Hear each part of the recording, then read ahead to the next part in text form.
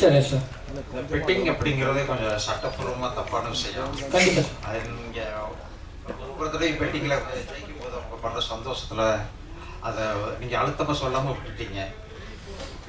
அது தவறு அப்படிங்கிறத பெட்டிங் தவறு. பெட்டிங் அந்த சீசனே ரொம்ப தப்பு, இது சட்டப்படி தவறு தான். அது நீங்கள் வசனத்தில் கொஞ்சம் அழுத்தி சொல்லியிருக்கணும். இது தப்பான செய்யலாம், தவறாக செய்யறது வழியிலும் நாங்கள் அதில் இறங்கிருக்கோம் அப்படின்ற மாதிரி நீங்கள் சொல்லாமல் விட்டுட்டீங்க. Correct sir.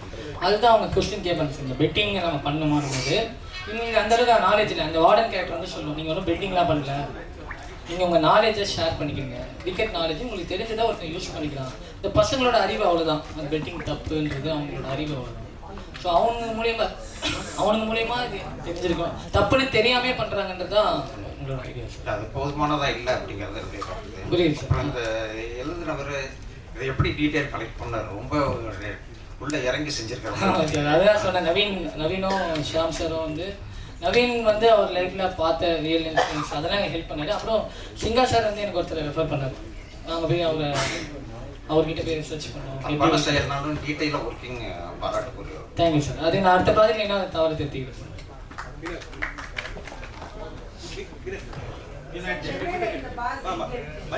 சார் இந்த பெட்டிங் நீங்கள் எழுதுனது, ஆனால் இன்னொருத்தர் சொன்னதை நேராக பார்த்ததை நீங்கள் போய் அதை பார்த்தீங்களா? அந்த காட்சி அமைப்பெல்லாம் அவர் சொன்னதுன்னு சொன்னீங்க. என்ன சார் கேட்குறீங்க? அந்த பெட்டிங் அந்த ஆமாம் சார். அதை வந்து நீங்கள் நேராக போய் பார்த்துருக்கீங்களா சௌகார்பேட்டையில்? ஃபிக்ஷன் தான் சார். அது நம்ம செவி வழியாக கேட்டதை இன்னும் சினிமான்னு வரும்போது நம்ம கொஞ்சம் லேயர்ஸ் ஆட் பண்ணுவோம் சார். அந்த நம்ம அப்படியே 100% பண்ணால் இல்லை சார். ஏன்னா யாருமே பார்க்கல, பிள்ளைங்க தெரியும். இது கொஞ்சம் ஃபிக்ஷன் தான் சார். சார் இந்த பெட்டிங் சொன்னீங்களா? ஆமாம் சார். எவ்வளோ ரூபாயிலேருந்து எவ்வளோ வரைக்கும் நடத்துது? அது வந்து போலீஸு மற்றவங்களுக்குலாம் தெரியுமா தெரியாதா? நீங்கள் எப்படி ரிசர்ச் பண்ணிப்பீங்க? ஹையஸ்ட் எவ்வளோ நடக்குது?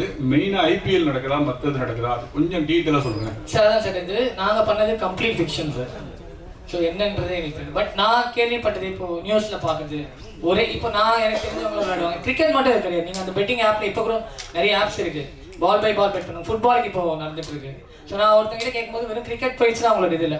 ஐபிஎல் அப்போது பெட்டிங் விளையாடுறவங்க கூட வருவாங்க. இந்த பெட்டிங் குரூப் எல்லாமே விளையாடுறாங்க. ஐபிஎல் மூலம் எக்ஸ்ட்ரா வருது. இப்போ சில ஆப்ஸ்லாம் இருக்குது, இப்போ அதெல்லாம் பேன் பண்ணிட்டாங்க. அப்போ வந்து நம்மள மாதிரி சாமானிய மக்களுமே இதை பண்ணுவாங்க. ஃபார் எக்ஸாம்பிள், இப்போ நம்ம ஒரு பிளேயர் மேலே கட்டிட்டோம், நம்ம இந்தியன் பிளேயர் மேலே கட்டிட்டாலுமே நம்ம காசு கட்டணும் தோக்கணும்னு நினைப்போம். ஸோ அந்த காசுன்னு வரும்போது அந்த ஃபேண்டம் போயிடும். ஸோ அதை தான் இங்கே நாங்கள் அட்ரஸ் பண்ணுவோம். வந்து காசுன்னு வரும்போது எதுவுமே நீ ஃபேனு அதெல்லாம் கண்ணுக்கு தெரியாது. காசுன்னு வரும்போது காசு மட்டும்தான் தெரியுன்றது தான் இது. பட் இது 50-50 தான் சார். 50 ஃபிக்ஷன், 50 செய் வழியாக கேட்டதை அட்ரஸ் பண்ணிடுவோம் சார். டேரக்டர் சார், அது மாதிரி இந்த சூதாட்ட விடுதிகளில் இந்த மாதிரி கேம்பிளிங் இதெல்லாம் மது மாது ரெண்டுமே பிரதானமாக இருக்கும். இதில் மதுவை காமிச்சிருக்கீங்க, ஆனால் மாது அங்கே இருந்தும் இந்த நம்ம கூட நினைச்சோம் கொஞ்சம் கற்பனை எதுவும் அந்த டிஸ்டர்பும் இல்லாமல் இருந்தாங்க. ஏன்னா அவரை பார்த்தீங்கன்னா சேட்டுக்கு நீங்கள் கொடுக்குற வர்ணனை பயங்கரமான டான் மாதிரி கொடுத்தீங்க இல்லையா? ஏதாவது இருக்கும் அப்படின்னு பார்த்தா இவங்க ஹீரோயின்ட்ட வேண்டாம், வேற ஏதாவது ஒரு குத்துப்பாட்டு மாதிரியா இருந்திருந்தா இன்னும் கொஞ்சம் ஜனரஞ்சகமாக இருந்திருக்குமோ? தெரியல சார். அது சப்ஜெக்ட் தான் சார். நாங்கள் நீங்கள் சொல்ல புரியுது. மது மாது சூதும் கண்டிப்பாக முடியாது. கண்டிப்பாக அதில் நிறைய அனுபவம்லாம் இருக்குது நமக்கு. அதே மாதிரி இந்த சாய்ஸ் சொல்ற பசங்க ரொம்ப சூப்பரா சொல்றாங்க. அவங்க இந்த லாட்டரி நம்பர் லாட்டரிக்கும் குதிரை ரேஸுக்கும் சாய்ஸ் சொல்லுவாங்களா? இல்ல ஒன்லி கிரிக்கெட்டுக்கு மட்டும்தான்?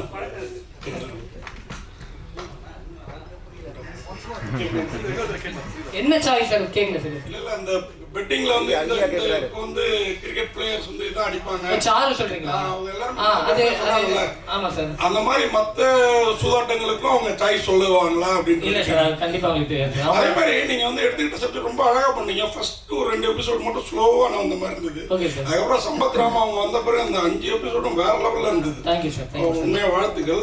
அதனால கிரிக்கெட் பிளேயர் யாரையுமே சிக்க வைக்கலையே, வேணான்னு விட்டீங்களோ? இது போதும். ஆமா சார்.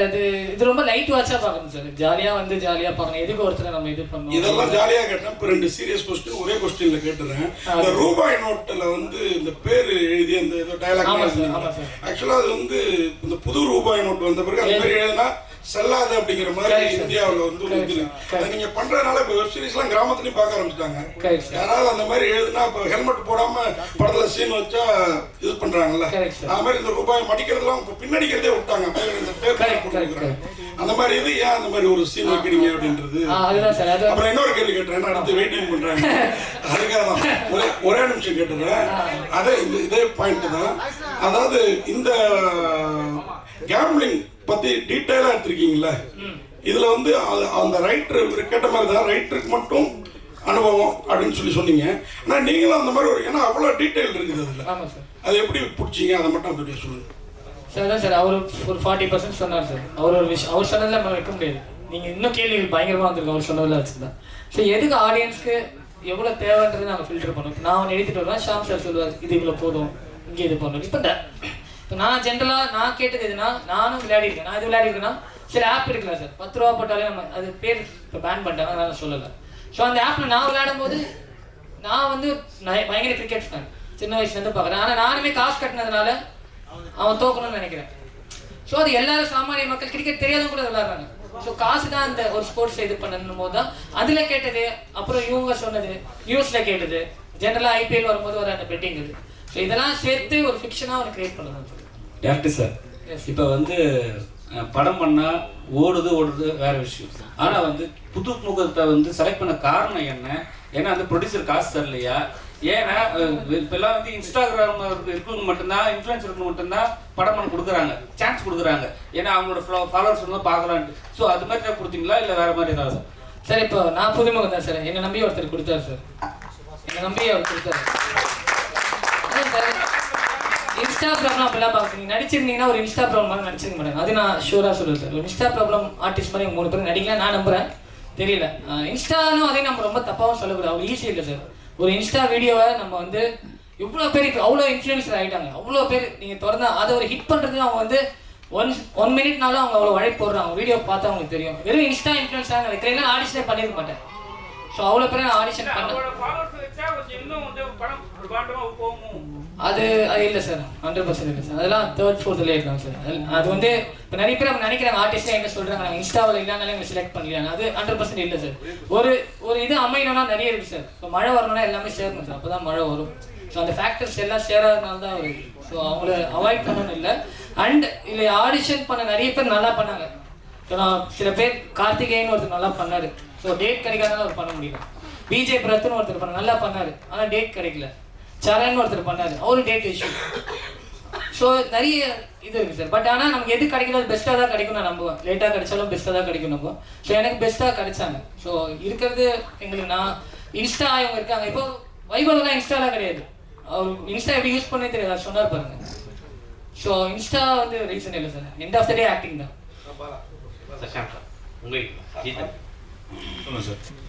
காலையிலேருந்து பார்த்தீங்கன்னா சிஎஸ்கே ஸ்டேடியம் தான் ட்ரெண்டிங்கில் போயிட்டுருக்கு. அந்த அமைச்சர் செய்த செயல் தான் அப்படின்னு சொல்லி அது உண்மையாக பொய்யான்றது இன்னும் கன்ஃபார்ம்.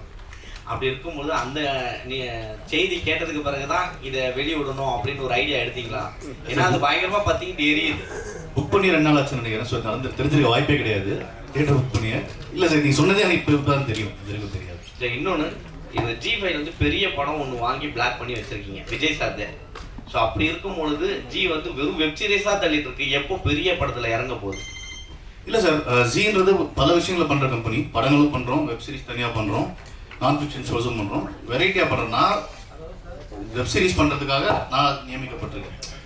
ஸோ படங்கள்ன்றது அது தனி டிவிஷன் இருக்குது, அவங்க ஒரு ஸ்ட்ராட்டஜி இருக்குது. எந்த படம் எவ்வளோ கொடுத்து வாங்கணும், எந்த வருஷம் ரிலீஸ் பண்ணணும், எந்த மந்த் ரிலீஸ் பண்ணணும்னு. ஸோ அதுக்கு சம்மந்தம் இல்லை. ஐ திங்க் படங்கள்ல அவங்க நல்ல கேம்ல தான் இறங்கியிருக்காங்க. G5 பொறுத்தவரை நல்ல படங்கள், குடும்பஸ்தன் சூப்பராக போயிருக்கு, மாமன் ரொம்ப நல்லா போச்சு எங்களுக்கு. ஸோ நான் கரெக்டான படங்களை வாங்கி கரெக்டான டைமில் ரிலீஸ் பண்ணிட்டு தான் இருக்காங்க. அந்த கேமில் ஆடி இருக்காங்க தான் நினைக்கிறேன். டேரக்ட் சார், அவரு அந்த ரூம்ல பெட்டிங் நடக்கும் பெங்களூருக்கும் இதுக்கும். இப்போ நடக்கும்போது ஒரு இது சொல்லுவாரு, லாஸ்ட் பால் வந்து பேட்ல பட்டு போயிடுச்சுன்னா அவுட்டு கேட்பாங்க, அது 4ம் போயிடும் பால் அப்படின்னு சொல்லுவாங்க. பட் அது வந்து சச்சின் சார் ஆடுற அந்த ரிட்டையர் ஆகிற வரையும் அப்படிதான் இருந்தது. அம்பையர் கொடுத்துட்டா வெளியில போயிடுவாங்க. பட் ஆனா இப்போ தோனி வந்து ஐபிஎல்னு ஒன்று வரும்போது 3rd அம்பையர் கிட்ட போயிருக்காங்க, டிசிஷனே மாறிடுது. அதை ஏன் சொல்லாம விட்டீங்க? இல்லை சார், அது என்ன கான்டெக்ட்னா, இப்போ பால் வந்து ஸ்ட்ரெயிட் அம்பர் அவர் கொடுக்குறாரா, ஸ்ட்ரெயிட் அம்பர் கொடுத்து பால் 4க்கு போயிடுச்சுன்னா அது ஃபைனல் டிசிஷன் கிடையாது, 3rd அம்பர் கொடுக்குறது தான். ஸோ அது அவுட்டுன்னு வரும்போது ஸ்ட்ரெயிட் அம்பர் அவுட்டுன்னு கொடுத்துட்டு அங்கே எது நடந்தாலுமே அது என்ன நடந்தாலுமே டெட்டு பால். ஸோ அவுட்டுன்னு கொடுத்துட்டு 4 போனாலும் அந்த பால் டெட்டு. ஸோ அதுதான் ஆக்சுவல் ரூல். ஸோ டிஆர்எஸ்ன்றது வேற. சார் டைரக்டர் சார், லாஸ்ட் இந்தியாவில் வந்து ஐபிஎல்லே வந்து ஒரு கேம்லிங் தான். அதாவது ட்ரீம் 11 மாதிரி ஒரு மிகப்பெரிய கேம்லிங் கேம் வந்து இந்தியாவில் உள்ள பல குடும்பங்களை அழிச்சிருக்கு. சாதாரணமாக நீங்கள் வந்து அதை வந்து சொல்லியிருக்கீங்க. ஒரு என்ன சொல்லியிருக்கீங்கன்னா நீங்கள் வந்து அந்த கொஸ்டின் ஆன்சரில் வந்து நீங்கள் அதை சொல்லியிருக்கீங்க.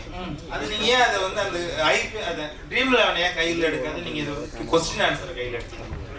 அந்த ஆப் நீங்கள் சொல்கிற ஆப் இப்போ எக்ஸிஸ்டிங்கில் இல்லை சார். அது தெரிஞ்சு நீங்கள் இது மாதிரி ஆகுதுன்னு தெரிஞ்சு அதை பேன் பண்ணிட்டாங்க. ஸோ ஒரு பேன் ஆன விஷயத்த பேசுறதுல அர்த்தம் ஃபீல் ஆச்சு. அந்த பிராண்டில் இல்லை சார். அது அண்ட் எனக்கு கொஸ்டின்ஸ்லாம் பார்த்தீங்கன்னா இது நான் லைவாக பார்த்து இந்த மாதிரி கொஸ்டின்ஸ் தான் வரும். இந்த மாதிரி பெட்டிங்கில் இந்த ஓவருக்கு எத்தனை பேர் நடிப்பாங்க, இந்த ஒரு விக்கெட் விடுமா, எவன் மேன் ஆஃப் த மேட்ச் வாங்குவான், அடுத்த பால் என்ன நடக்கும். ஸோ அவங்க ஏன்னா டைம் இல்லை, நீங்கள் ஒரு மேட்ச் ஃபுல்லாக பெட்டிங் பண்ண மாட்டாங்க. ஏன்னா 2 மணி நேரம் இது ஒரு பால் தான் காசு ஏறிட்டே இருக்கும். ஸோ இந்த காசு சர்க்குலேட் ஆகணும்னா ஒவ்வொரு பாலுக்கு கொஸ்டின்ஸ் தான் வரும். இந்த கொஸ்டின் ட்ரிக்கியாக தான் கேட்பாங்க. ஸோ இது வந்து நீங்கள் ஆன்லைன் வெப்சைட்டில் ட்ரை பண்ணிங்கன்னா பேர் சொல்லக்கூடாதுன்னு பார்க்குறேன். அந்த வெப்சைட்டில் பார்த்தீங்கன்னா இந்த மாதிரி தான் கொஸ்டின்ஸ் வரும்.